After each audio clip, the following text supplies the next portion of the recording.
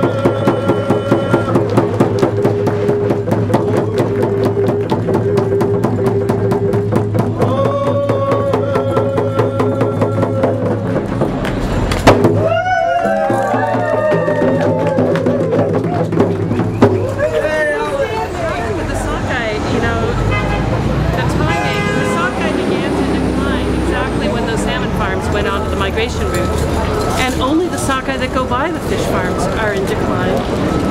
And when Dr. Miller tried to figure out why all these sockeye were dying just before they spawned, her research found a virus called salmon leukemia virus, evidence for that virus, which is also in those salmon farms. And so she has been prevented from finishing that work, but I'm hoping through this inquiry that we can really make sure that she's able to complete that work, because the First Nations of the Fraser River need to know, are there brain tumors in these fish or not? Is there a cancer-causing virus in these fish or not? I mean, this is a really important question. The DFO can't hide anymore as a result of this inquiry. So what's next? I mean, the fish farm, Cohen moves on, so what's next? I want to brief the First Nation chiefs of my territory, and also anybody who wants to hear what I feel all these records say. Now finally, it's a huge weight off my chest, because I went to the chief of the elected chief, Bob Chamberlain of the Brown Archipelago, and I said, Bob, I'm really uncomfortable, but I know more about your fish than you do. There's things I know that you don't know. And if you want, I will get out of the inquiry and I'll just tell you. And he said, no stay to the end, and then come and tell us. What's the first thing you're going to tell them? Thank you for trusting me. But there's a serious problem, a very serious problem, and the salmon farms have got to get off the Fraser sockeye migration. That is all there is to it. I was so concerned that I was failing the salmon, and it was so frustrating that we weren't able to answer questions about what I learned. 500,000 documents were submitted to this inquiry, and I read a lot of them. And they have quite a story to tell. And so, yeah, I was frustrated I couldn't talk about that, but I can talk about it now. Did you find that the feds, the provincial, seem to be impeding the process as much as... Well, this was astonishing. The federal government and the provincial government just attacked me. My education, my blogs, this, that. They had my report, and I fully expected to be talking about that report. And I assumed that when they looked at it, they were like, oh, she's probably right. Let's attack her on something else. I don't know why they would do that. That was very strange to me. Well, it seemed to me like they were running the clock on the commission. Killing time. Possibly killing time. I mean, the salmon farmers had nothing to say to me, which was interesting. But I would have thought they would have been interested in, you know, what did you learn in those documents? What were all the scientists saying? You know, why did you spend so much time reading these documents? What did you learn? Because what you learn is that DFO doesn't know what's going on in these salmon farms. None of the senior management was reading the fish farm records. And so they defended something they totally didn't know. And the scientists that were going into the rivers, they were saying, you know, these are the worst gills I've ever seen. They were saying these fish are bleeding to death. You just touch them and they start bleeding. And they said there's brain tumors in them, and they couldn't figure it out until Dr. Miller came, and she wasn't looking at the symptoms of the fish. She read the information in their cells. And it was very bad for her that everything said virus. And when she looked really at which switches were on and off, she's like, oh, that looks like salmon leukemia virus. So this was not convenient for her. You know, in DFO, if you go against fish farms, if you say anything against fish farms, your career is on, you know, difficult territory. So, and her husband is in aquaculture. So the last thing she wanted to find was any relationship to aquaculture. But for me, when I started this, the needle was like this. What happened to these sockeye? What happened to these sockeye? And then slowly reading everything, it just went, and now it's just pointing straight at these farms. And until the farms are tested, we won't know for sure, but the timing, the geography, you know, the fish that went missing, the way DFO cut off her funding, everything points to salmon farms. Ask you one last question. You're from Echo Bay, and that's sort of what got you into all of this. How was the pink run this year? The pink run is still underway, but it's very, very poor. Yeah. Why is it poor? I don't know. You know, I've had to completely take my attention away from that area, but what I do know now is sea lice are a big problem, but they are not the only problem. There are all the major diseases that Norway's dealing with in fish farms, all the new and emerging diseases. The vet for the province that's opening up these farm fish is reading clinical signs of those diseases. Pancreatic diseases, salmon alpha virus, heart and skeletal muscle inflammation, cardiomyopathy, infectious salmon anemia. Wow. You know, when I was reading that, I was like, I was hoping that we were going to prevent these things, and so we still don't know for sure they're here, but the vet who's looking at these fish is saying, well, that is the clinical sign of that and that and that and that. And then nobody's doing the follow-up tests, so it's a very uncertain situation. When I was up there was about 6 or 7 fish farms in that area. How many are there now? Right now I believe there's about 27. I don't know how many are open at the moment. There's usually about 20 that are operating at any one time. It's so 600,000 to 700,000 fish per farm. It's huge numbers. And the whole trouble with salmon farming is it breaks the natural laws. It holds salmon stationary. Salmon are built to move. There's predators that are just picking off the dead ones, the dying ones, the sick ones all the time, so disease doesn't build up, and when they go into the rivers they all die, and so that breaks the cycle of disease. So the little fish come out and it's a clean ocean. But the way it is now, the wild salmon pass the farms, they pass the disease often and parasites to the farms, and then these things brew all winter, and when the little guys come out they slam into more pathogens than they're built to survive. Do you think some of the questions that were asked today of Alexander and Catherine, had any relevancy at all to the problem right now we're having with sockeye? It seemed like they were doing a character assassination, if anything. They certainly didn't question the qualifications of anybody else from the government. But when Alexander Morton came up, they said, "Oh, you are from American University? Isn't that a radical university?" You could check out the actual transcript, and that's exactly what he said. You know, he was trying to make Alexander Morton a radical, an activist, and without any credentials. And you know, this was a sad day for the government of Canada to try to belittle somebody on the stands like that. It was a sad situation. It was like an emotional roller coaster being in there. At one point I stood up and I almost just had to leave. It was really hard to watch, and then I sat back down because you're in this process, you know, and when you go for a break and you step outside, you just want to go wash. You know, watching the federal government just go at Alexander Morton, it was like everybody was dancing around the elephant in the room, which is like, what happened to the Fraser sockeye? You know, where are those fish? And it was really devastating to see. That's our government, you know. The Department of Fisheries and Oceans has a responsibility to the people of Canada. They have a responsibility to the First Nations, and more than anything, they have a responsibility to protect our wild salmon. And I didn't see that there. I saw people like Mia Parker, who used to work for Grieg, who's now writing policy for DFO, Claire Backman, who used to be DFO, and now he is industry. And Alexander Morton is really a free voice for the wild salmon people, for the wild salmon.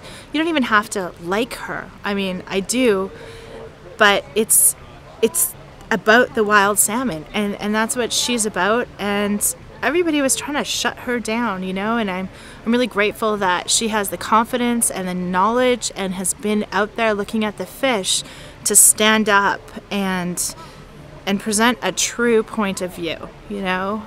We need way more of that, and I didn't see that hardly at all for all the days I sat there since August 22nd, you know. And I was there previous for Dick Beamish's testimony, which just sounded ridiculous, you know, his science and his methods, and he's a guy with the Order of Canada and all these honors, but we're missing a lot of the truth, I think.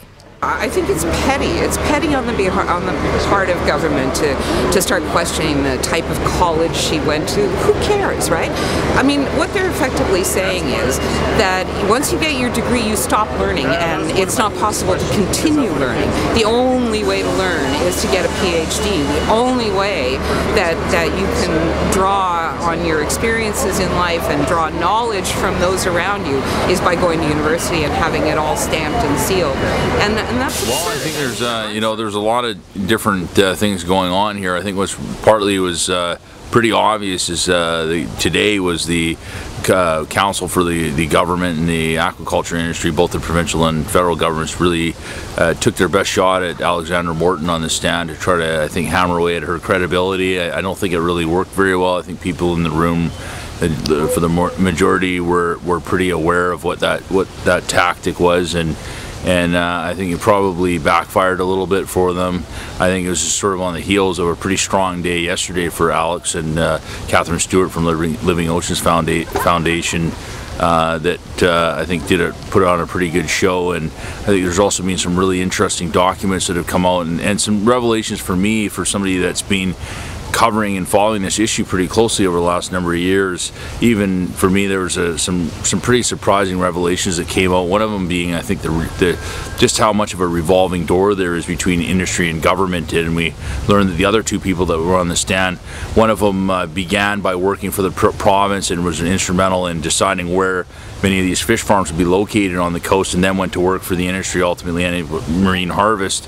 And the other woman that was on the stand had just left the industry after years working for Grieg Seafood, another big Norwegian salmon farming company, is now working for DFO and is helping to design the regulations that are being applied to the industry. So you can really see how industry and government are working together, and I think the efforts that council went to to cover up as much of any kind of new data or information about diseases and these other issues that have been coming to bear from getting onto the record in the Commission and getting out there in the public eye and the media. And I really think, you know, one of the positive stories about the Cohen Commission here has been that much of that information has gotten out there now. It's really about where do we go from here? How do the various organizations of First Nations who are concerned about protecting wild salmon from the impacts of aquaculture, what do they do with this new data that's now made public, and where does the story go from here? Information that should have been public years ago was made available to someone as dedicated as Alexander Morton, and she read the Ringtail database, which was all of the compiled documents from the DFO, the province, and a number of other groups, but those are the two main contributors. And those documents exposed so much of the corruption that's going on between the scientists and the management, and we saw some of those come out, and I'm sure there was a lot more. I've seen tens, if not hundreds of thousands of sockeye fry of all different sizes, from local ones to Fraser ones, and they do seem to have a characteristic that makes them susceptible to caligus. Now, caligus is the smaller species of lice, supposedly not as harmful, but there's also very, very little research. We also heard about that yesterday. There's very little research how damaging it actually really is. It can eat the fins.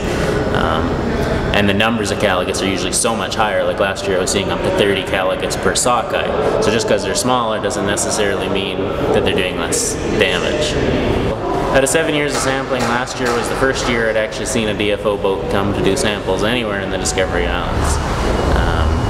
And talking to DFO, they confirmed when asked, have they ever done samples before last year, and they haven't done samples in the Discovery Islands since, I do believe, 81 or 82, somewhere around then. There was some samples on sockeye done, but since then they've never done anything on I think we got a lot of documents into evidence, and all of us can work with the evidence that is now officially public through the Commission. So that's huge. And in terms of what will we get out of it, I mean, we'll see what the recommendations are, but frankly, how many times have we been through processes like the SCSA, got really solid recommendations, and the government does nothing? I think what we need to do is use the evidence that's now public about how DFO behaves, how the industry behaves, the level of cooperation between the two, and put pressure on our elected officials. It's time for change. Christy Miller needs to be fully supported. We need to embrace new science. We need to test the farm fish and see how they impact disease. We need to clear the Fraser River sockeye migration route, because the spread of viral particles during a disease outbreak clearly makes the salmon farms gatekeepers to our wild salmon, and that's not acceptable. DFO has to drop promotion of aquaculture as part of its mandate, and I think the salmon farms just need to get out. This is not good for anybody who lives in BC, in Canada, and all throughout the province. The fish go 1,000 miles plus, you know, all throughout our province, coming up the Fraser and other tributaries too. So it's insanity, really. We have to get rid of fish farms on the west coast for sure, because eventually it's not sustainable. It's killing the wild stocks, and viruses are spreading more and more and more. Now we have leukemia, anemia. We have viruses that are spreading into the wild stock, and this is going to cause our extinction of the West Coast salmon, all species, unless we get rid of fish farms. We wouldn't be having this inquiry if they were trying to figure out the fastest way to figure out why the sockeye collapsed. If they wanted to do that, they'd just have scientists out in the water actually sampling fish, actually looking at stuff. They would have mathematicians working on models. They would have scientists, ground level people doing the research, not an inquiry with the top level officials that are never out on the water. And if we want wild fish, it seems like you have to separate farmed animals of any kind from wild animals of the same species. Otherwise you're going to have disease or parasite transfer in between them. I mean, we do that with chickens. they're in barns, you don't get wild flocks of birds. We know that's a recipe for disaster and disease. I actually wanted to open up a fish farm. I thought it'd be a great idea. It was clean, you could make money, you were sort of helping nature. And then as I got more and more into it, I began to realise how awful the bloody thing was. You know, so I turned against it.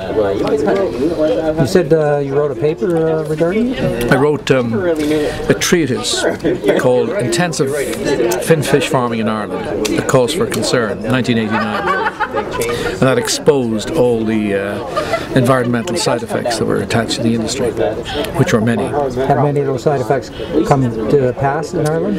In Ireland, yes, and in Scotland, and in Chile, and unfortunately in British Columbia. And that's why I'm here today, because I wanted to see what was happening at the end of the, what's his name? Cohen, the Cohen inquiry. Yeah, inquiry, and just see what was happening. And it's much worse than I ever thought, because what happens is, or what has happened, is the Norwegians destroy their own back garden, then they move to Scotland, then to Ireland, and they carried out and made the same mistakes in each of the countries. But when they transferred from Norway, where they've been told they can't expand anymore, they moved into Ireland, and they said nothing about the damage that was being done. They pretended this industry was clean and environmentally green and had no environmental side effects. But unfortunately, the problems began to surface, and in Ireland it started off by the decline of the sea trout, followed by the decline of salmon, and after a while the fish farmer says, well, it's nothing to do with us. But of course it is to do with them, and they're repeating the problems, as I said, in Chile, Scotland, Ireland, and now in British Columbia. And today I heard that what's happening is new, but it's not new. It's been going on for 25 years, and the people who claim that it's new have known about it for the last, as I said, 25 years, and they've remained stum about it, and they're claiming that they just don't know what's happening, but they know damn well what's happening. What do you think of the Cohen Inquiry today? Shambles. You had a very good example of the Canadian government, who are really in cahoots with the fish farming. They supported financially and psychologically. They wanted to succeed, and you have the same department in Canada supposedly overlooking the protection of the salmon, and at the same time overlooking the fish farms. And of course the fish farms are destroying the stocks of the wild fish, but the government is doing nothing. It's turning a blind eye. And what was amazing about the Cohen Commission today was the government scientists attacking the only decent person on the panel, from my point of view, was Alexander Morton, who spent a whole life trying to protect these creatures, and the government solicitors trying to nitpick her university and her degrees, and trying to find fault with her personal life, rather than concentrating on the problem of trying to save or find out what's wrong with the sockeye in British Columbia.